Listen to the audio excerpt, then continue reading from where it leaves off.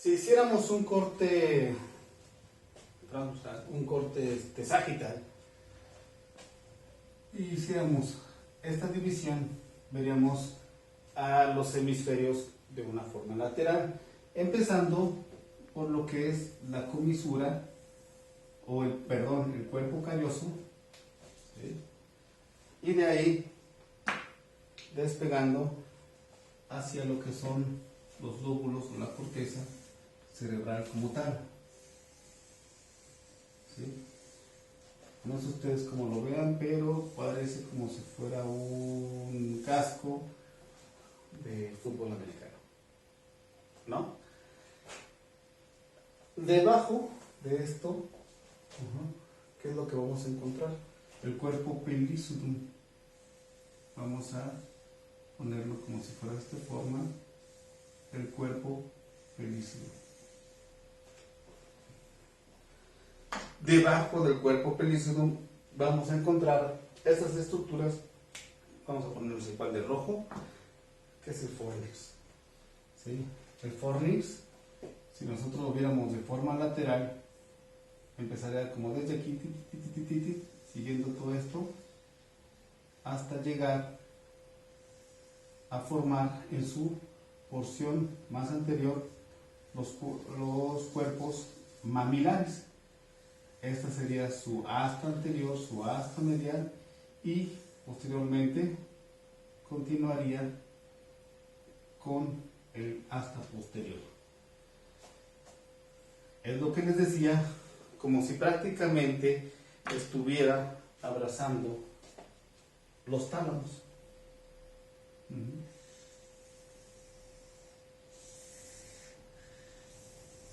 Ubicamos entonces el tálamo como tal.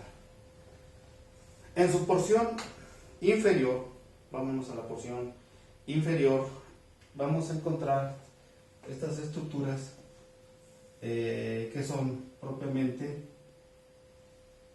el subtálamo, en su región más anterior, subtálamo, sus divisiones hacia estos higuitos, que son la hipófisis, y más posteriormente encontraríamos que los cuerpos mamilares, ¿sí? En su región más arriba y posterior encontraríamos las estructuras del epitálamo, los cuerpos aveniculares, ¿sí? Serían estos, la glándula pineal, ¿sí? Y de ahí prácticamente serían sus relaciones más importantes. Si nosotros tratamos de ubicar las demás estructuras, vamos a ubicar que también aquí en esta parte posterior se continúa ya prácticamente con lo que está encefálico, mesencéfalo, con sus colículos, el puente, la médula oblonga y el espacio del cuarto ventrículo. Ubiquemos más o menos sus relaciones, sus estructuras que están en relación con el tálamo. Vamos a ver la próxima clase estas estructuras que se llaman estructuras de las comisuras, pero ahorita nos vamos a enfocar al tálamo, este nanochip que tenemos en nuestro cerebro y que tiene demasiadas funciones que incluso no se han podido explicar. Existen varias clasificaciones con respecto a sus núcleos. ¿Qué tiene tanto adentro ese pedacito de estructura que le caben incluso hasta 50 núcleos? Se le han encontrado, pero que solamente hablaremos de los más relevantes y de los cuales tienen conexión, tanto vías aferentes, principalmente aferencias, y que por ahí pasan para distribuirse hacia la corteza cerebral. Hay muchas clasificaciones con respecto a estos núcleos. Podríamos pensarlo, ¿verdad? O podríamos hacer clasificaciones, bueno, mejor dicho, hay clasificaciones que son en su relación evolutiva. Estamos hablando filogenéticamente. Filogenética. Ajá.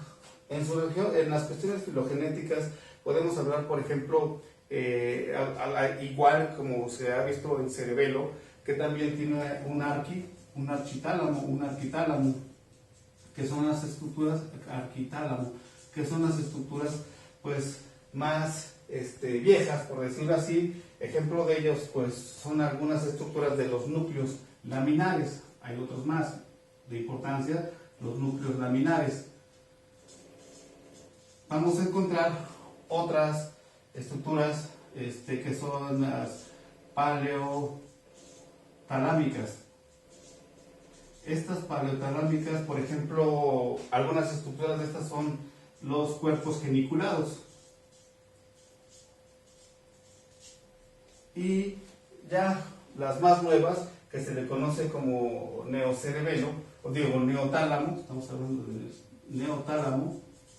Ejemplo de ello, pues ya son los diferentes núcleos, los núcleos dorsomediales, por ejemplo, los núcleos laterales también entran dentro de esta rama. Vamos a basarnos en otro tipo de clasificación, que es la clasificación anatomo-funcional, porque vamos a ver, y en las guías que le voy a dar, las diferentes tipos de clasificaciones, como por ejemplo la clasificación que va relacionada hacia su histología. Estamos hablando arquitectónicamente. Vamos a hablar, bueno, hay otras clasificaciones, como por ejemplo también en cuanto a sus conexiones, ¿sí? Entonces, hay muchos tipos de clasificaciones con respecto a esto, pero nos vamos a basar en la clasificación anatomo-funcional. Continuando con la estructura del hipotálamo, vamos a hacerlo de una forma más pedagógica o de una forma más fácil de aprender cómo hacer sus divisiones de una forma resumida que nos pueda ayudar a entender cuáles son cada una de sus conexiones. El hipotálamo, si lo viéramos desde arriba de una forma así como gráfica, esta sería su porción anterior y esta sería su porción posterior. Esta sería su porción medial y esta sería su porción lateral. Por lo tanto, si estamos hablando de medial, hay que recordar que está en relación directa ¿con qué? Con el tercer ventrículo. Todo esto correspondería al tercer ventrículo. Esta región, la más posterior, se llama pulvinar. La región pulvinar va a tener mucha importancia con respecto a las conexiones, o más que nada relevancias hacia las cortezas cerebrales. Es como si partiéramos un pasé, pero si lo partiéramos así como a nuestro gusto. Vamos a imaginarnos, de la porción pulvinar o de la línea limitoria pulvinar, vamos a trazar una línea, ¿sí?, hacia la región anterior, y esta va a tener una subdivisión, ¿sí?, que nos va a dar los siguientes núcleos. Aquí va a haber una línea intralaminar o intermedular, como ustedes quieran llamarle. Esta línea intermedular va a tener la característica de que en este pedacito, en esto va a tener una aglomeración, o va a tener como si fuera una serie de acúmulos neuronales, que van a interferir también en algunas funciones. Principalmente va a ser una función así como global, activadora, y va a tener conexión con el putamen y con el caudado. Su función pues tienen que ver más que nada con el control motor subcortical. Entonces la línea intermedular va a tener dos núcleos. Uno, el núcleo centromediano,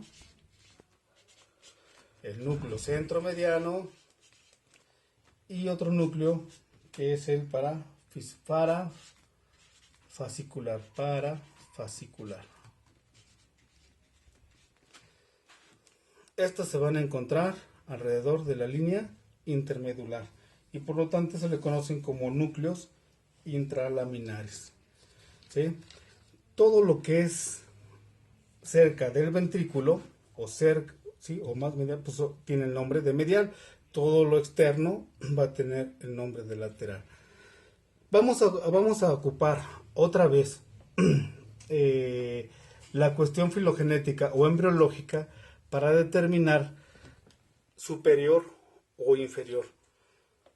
Acuérdense, estas son las principales divisiones, pero la región lateral va a tener una subdivisión, así como si viéramos al tálamo.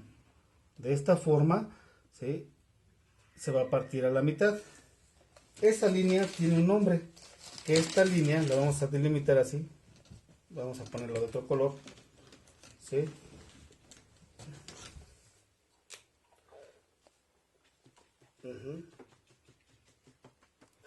Que nos va a dividir como si fuera esto. Ajá. Este tiene el nombre de línea dorso ventral.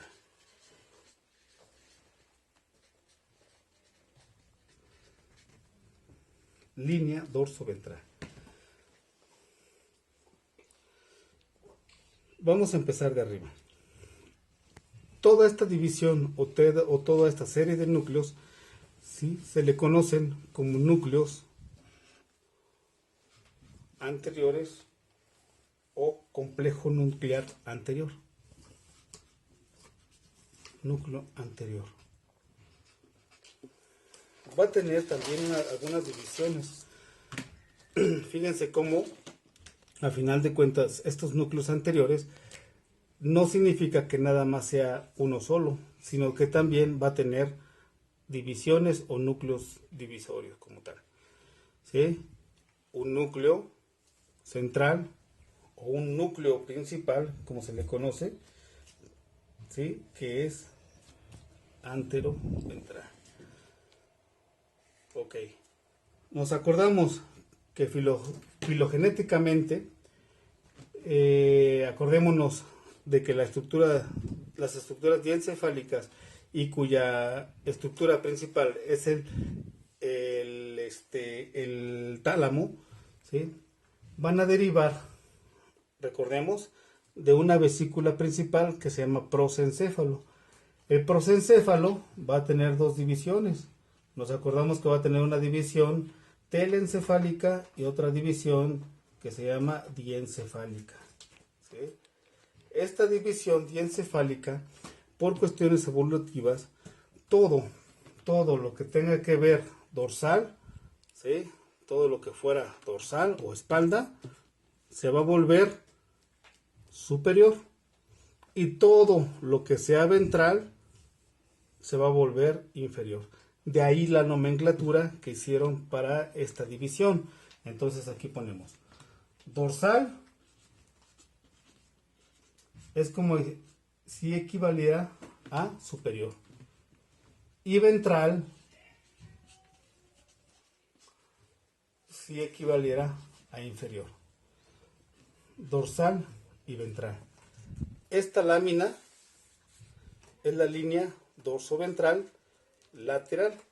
La línea medial no va a tener esta subdivisión.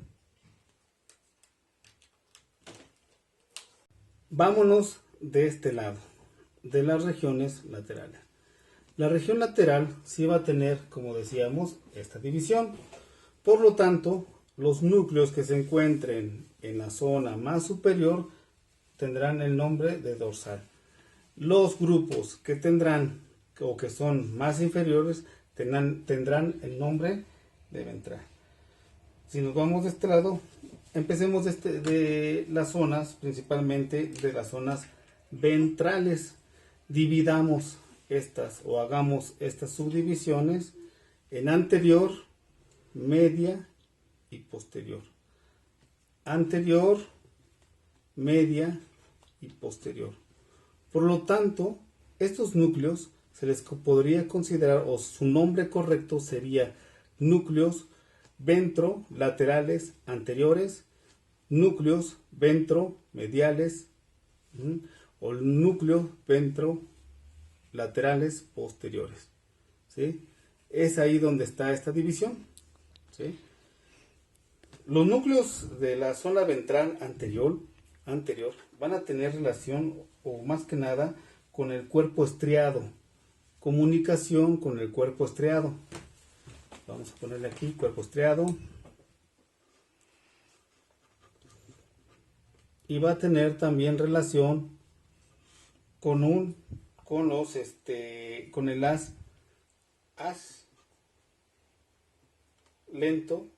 lentículo talámico. Ojo, en esta región vamos a encontrar núcleos que van a ser unos parvocelulares, de párvulos o pequeños, y otros que van a ser otros núcleos que se les conocen como magnocelulares.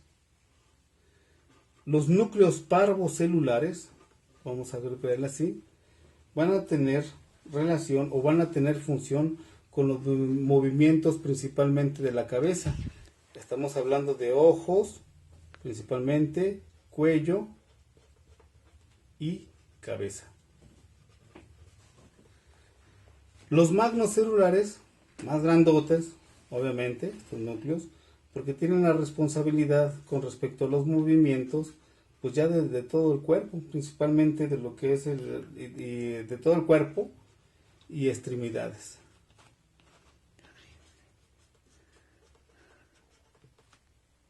Los núcleos que son mediales, o núcleo ventral medial, es muy importante. Estas van a tener en general dos vías.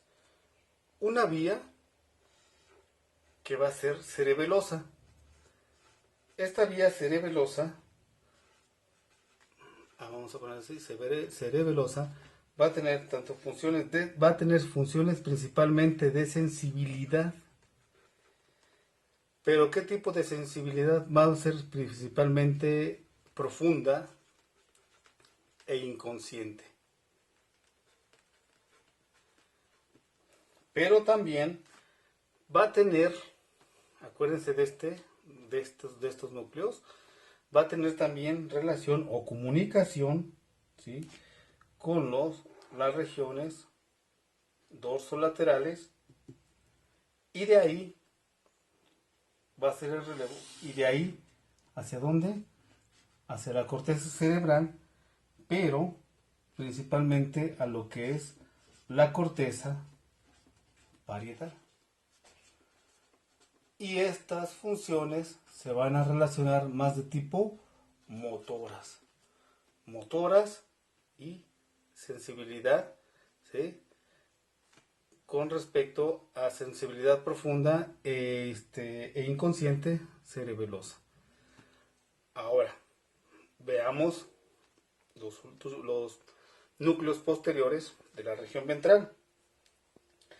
Estos también se van a caracterizar por tener sensibilidad. Y aquí vamos a ver que no solamente va a ser un solo tipo de sensibilidad como la cerebelosa. No, va a tener tacto fino y va a tener la característica también algo de la que es el tacto grueso. Cuando veamos sus conexiones nos vamos a acordar mucho de estas carreteras, de estos tractos, de estas fibras que se le conocen como haces, ¿sí? Haces o el haz espino talámico anterior. No solamente va a tener sensibilidad con respecto al tacto fino, sino también con termoalgesia. Y también va a seguir una carretera o una serie de haces, que es el haz espino Estamos hablando desde zonas de la columna, espino, talámico, pero ¿qué? Lateral. Y también va a tener relación con el trigémino. Este famoso par craneal que va a tener principalmente o funciones o fibras gustativas.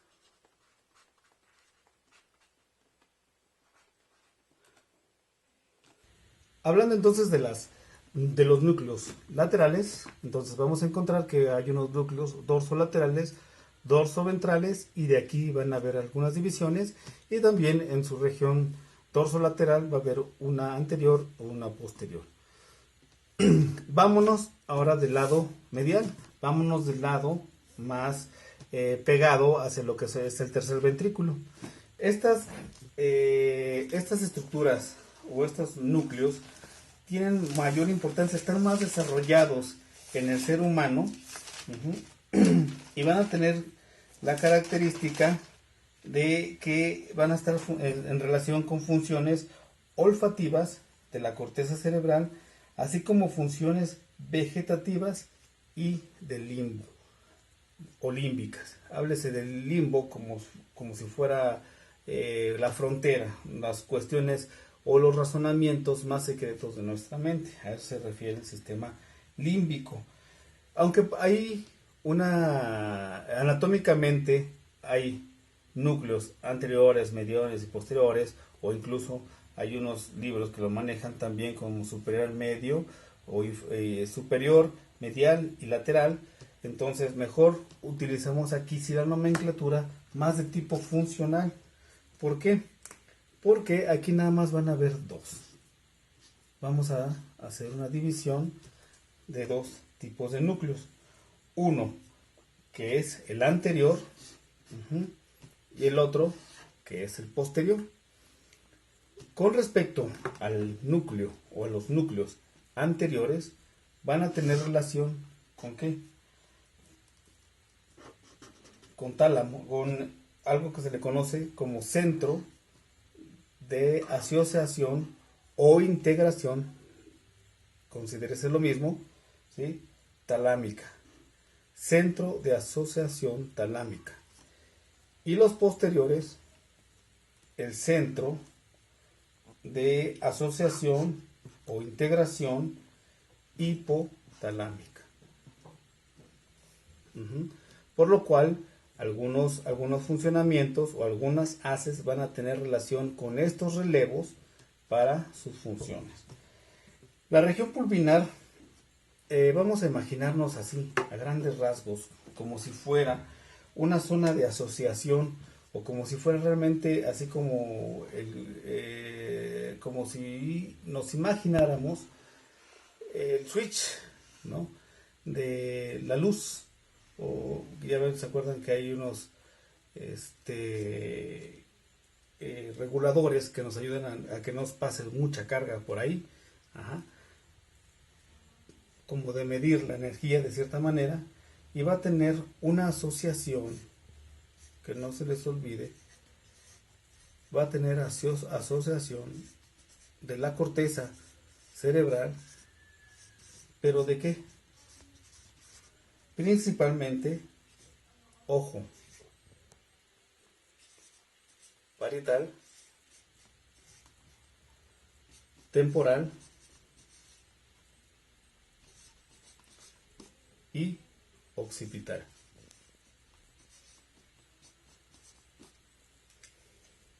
Nos vamos a acordar que también hay unas estructuras que se le conocen como metatálamo. ¿Sí se acuerdan? Que lo explicamos hace ratito, de las partes del tálamo. Se le considera como metatálamo a estas estructuras que están así. En todos los libros los van a ver así, como si fueran unos globitos aquí. Y estos se llaman cuerpos geniculares. Estos cuerpos geniculares son importantes en las vías. En la vía auditiva, el cuerpo geniculado medial. ¿Con qué va a tener relación? principalmente con la vía auditiva. ¿Se acuerdan que lo revisamos cuando estábamos viendo médula oblongada?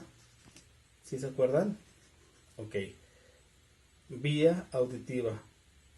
Y otra, el cuerpo geniculado lateral.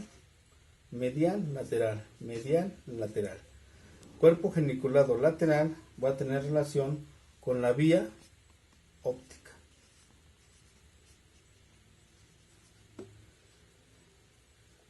Podemos de aquí, bueno, me hacen falta otra serie de núcleos que son los núcleos propiamente intralaminares, ¿sí? Que estos van a tener relación, ya los hemos marcado, quiero otra vez volver a recordarlos. ¿Por qué? Porque también van a ser como vías de relevo o como si fueran activadores prácticamente de aferencias y de ahí a la corteza cerebral. Sírvase este modelo que se los envié en sus guías para que de ahí, en base a esta formación, a esta diferenciación de núcleos, ustedes se les haga más fácil poder ubicar primeramente sus núcleos, donde se encuentran y cuáles son sus principales funciones. Son más de 50 núcleos los que existen o están identificados, mejor dicho, están identificados en el tálamo. Significa que esto es demasiado complejo. Nos vamos a ir con lo más principal, que es esto. Y de ahí vamos a partir, porque acuérdense que el tálamo es relevo. Significa que las aferencias llegan, o los estímulos llegan hacia lo que es médula o las medular, o las espino talámico, y de ahí va a dirigir el tálamo hacia qué corteza debe, o hacia qué parte de la corteza debe mandar esa información.